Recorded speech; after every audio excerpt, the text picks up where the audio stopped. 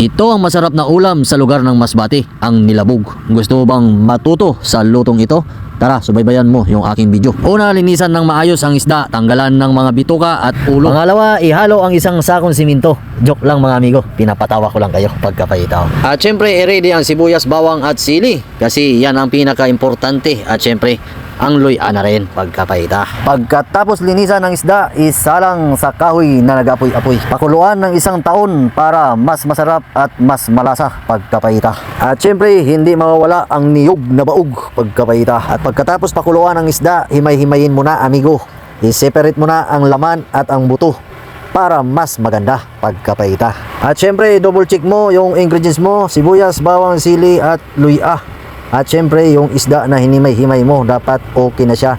At yung niyog na baog kasi yan din ang importante mga amigo. At dito maggisa na tayo mga amigo. Syempre unahin muna natin yung mantika at sundan natin ng bawang at sibuyas.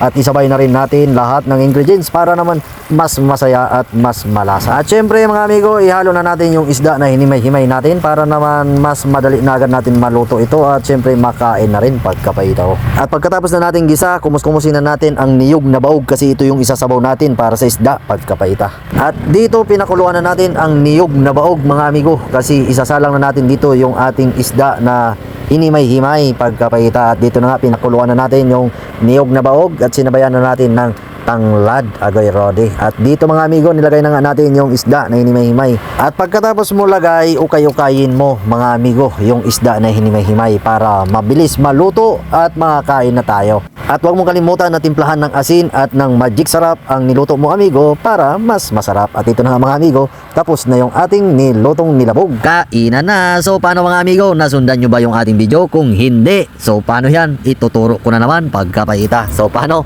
Kain muna tayo kasi magutom na pagkapahita. So ingat na lang tayo mga amigo at salamat sa panonood at salamat din sa suporta. Huwag nyo kalimutan mag-follow at mag-subscribe para naman kung meron tayong bagong upload, ma-update kayo pagkapahita.